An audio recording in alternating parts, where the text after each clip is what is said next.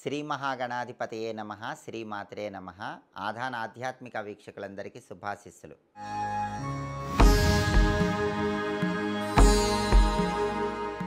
కార్తీక మాసంలో వచ్చే వైకుంఠ చతుర్దశికి ఉన్నటువంటి ప్రాధాన్యత ఏంటో, కార్తీక మాసంలో వచ్చే వైకుంఠ చతుర్దశి రోజు ఎలాంటి విధి విధానాలు పాటిస్తే అష్టైశ్వర్యాలు భోగభాగ్యాలు సిద్ధింపజేసుకోవచ్చో, అన్ని సమస్యల నుంచి బయటపడవచ్చో ఈ వీడియోలో మనం తెలుసుకుందాం.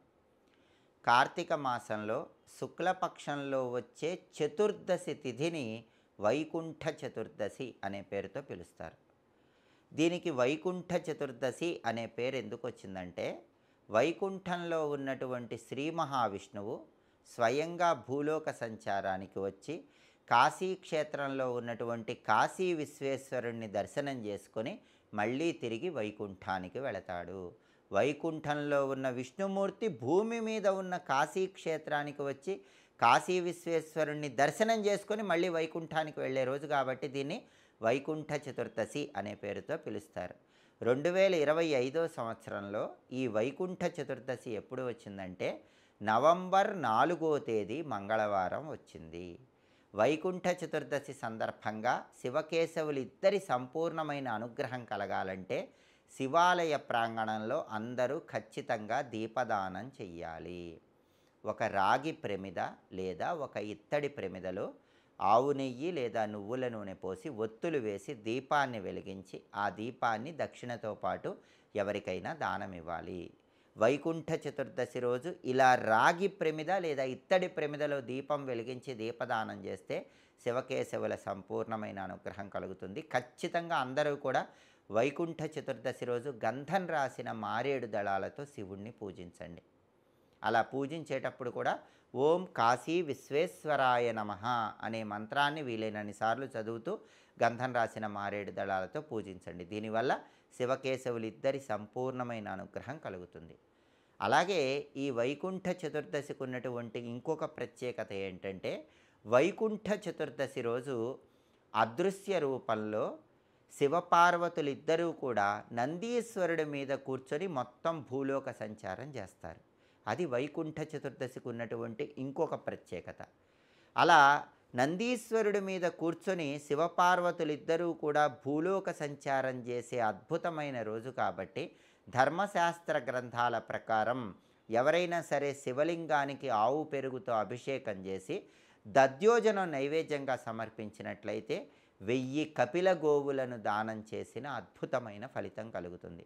అసలు గోదానం అంటే చాలా గొప్ప దానం.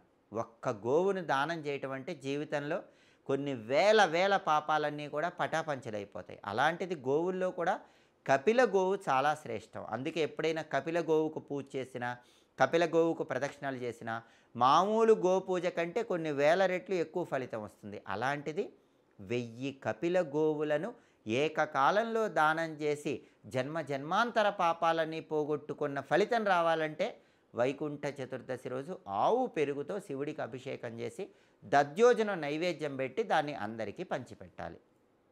అలాగే ఎవరైనా దీర్ఘకాల అనారోగ్య సమస్యలున్నా, కారణం తెలియని అనారోగ్య సమస్యలున్నా వైకుంఠ చతుర్దశి రోజు ఆవు పెరుగుతో శివుడికి అభిషేకం చేస్తూ 3 నామాలు చదువుకోండి. ఆ 3 నామాలు ఏంటంటే బాలాంబికేశ వైద్యేశ భవరోగ హరేతిచ. ఈ 3 నామాలు చదువుకుంటే తొందరలోనే అనారోగ్య సమస్యలన్నీ తొలగిపోతాయి.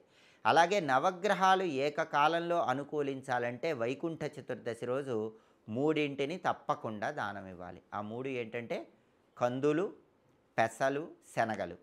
కేజింబావు కందులు, కేజింబావు పెసలు, కేజింబావు శనగలు వైకుంఠ చతుర్దశి రోజు దేవాలయ ప్రాంగణంలో పంతులు గారికి దానం ఇచ్చినట్లయితే నవగ్రహాలను ఏకకాలంలో ప్రసన్నం చేసుకోవచ్చు.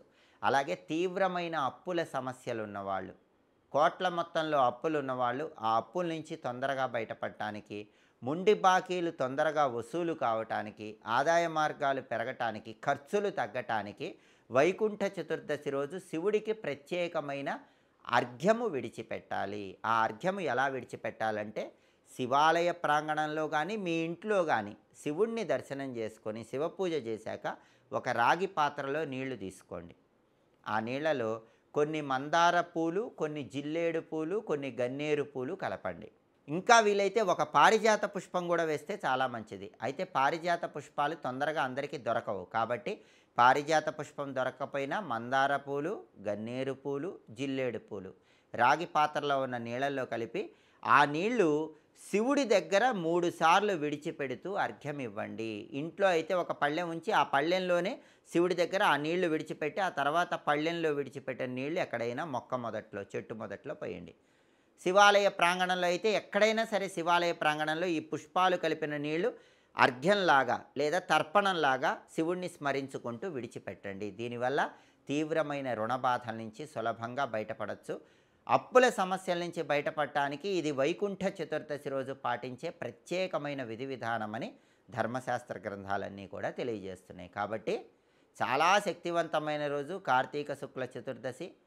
వైకుంఠంలో ఉన్న విష్ణుమూర్తి కాశీ క్షేత్రానికి వచ్చి కాశీ విశ్వేశ్వరుణ్ణి దర్శించే రోజు, శివపార్వతులు నందీశ్వరుడి మీద కూర్చొని భూలోక సంచారం చేసే రోజు. ఈ అవకాశాన్ని సద్వినియోగం చేసుకొని సమస్త శుభాలను సిద్ధింపజేసుకోండి.